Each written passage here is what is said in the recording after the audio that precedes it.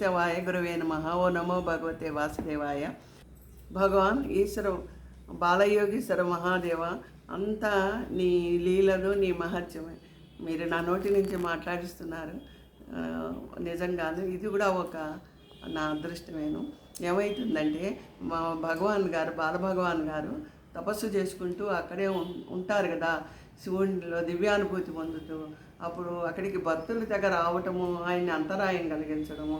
అదీగాక వాళ్ళ అమ్మగారు సావిత్రాబాయి, తండ్రి రామారావు గారు కూడా కుమారుణ్ణి ఒకటే వెంటబడి రోజు అంటూ ఉంటారు, నువ్వు అక్కడే ఉండాలా, కిందకొచ్చి ఉండొచ్చు కదా మహిమాగఢ్లో, ఇక్కడికి కూడా భక్తులు వస్తూ ఉంటారు కదా, వీళ్ళని కూడా చూసుకోవచ్చు కదా, వారానికి ఒకరోజు పైకి వెళ్ళొచ్చు కదా అని ప్రతిరోజు ఈయన అసలు ఊపిరి పీల్చుకోకుండా అంటూనే ఉంటారు పాపం.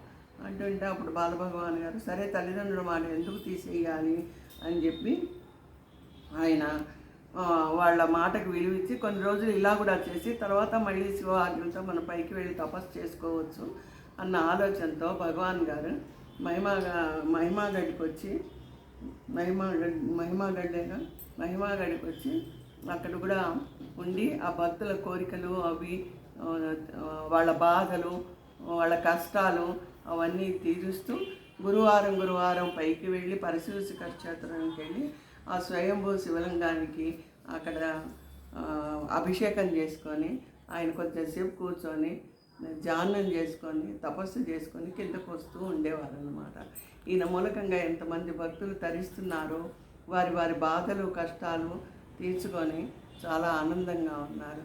నిత్య కళ్యాణం పచ్చతోడడం కదా మా బాలభగవాన్ గారు ఎంతమంది భక్తుల్ని ఆయన చూపుతో ఆయన మాటతో వాళ్ళందరూ ఉపశమనం కలుగుతున్నారు. ఇలా అందరూ కోరికలతోనే వస్తున్నారు. ఎప్పటికీ నేను ఇలాగే ఉండాలా, నేను తపస్సు చేసుకోవటానికి నాకు విరామం దొరకటం లేదని ఆయన మనసు కొంచెం ఆయన మనసు బాధపడి వ్యాకులత చెంది ఆయన ఏం చేస్తారు, ఆ పరశివ శిఖర క్షేత్రం ఎక్కి అక్కడి నుంచి దూకి ఆత్మహత్య చేసుకుందామా అని ఆయనకు ఒకసారి అనిపించి ఆయన ఏం చేస్తారు, పైకి ఎక్కుతారు. ఎక్కి కళ్ళు మూసుకొని ఆ శివుణ్ణి ధ్యానం చేయగానే ఆయన కాళ్ళకి ఏవో తగిలేటప్పటికీ ఏమిటా అని కళ్ళు తెరిచి కిందకు చూసేటప్పటికి ఓ చెక్క పాదుకలు కనిపిస్తాయి. ఉన్నట్టుండి ఆ పాదుకలు ఎలా వచ్చాయి, ఇది ఆ శంకరుని మహత్యమే.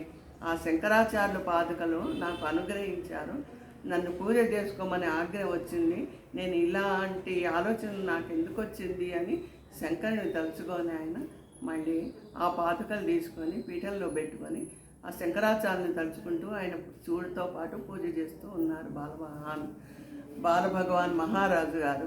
కనుక చూసారా, బాలభగవాన్ మహారాజు గారికి శివుడిని ఆయన అడుగడుగున భక్తుడిని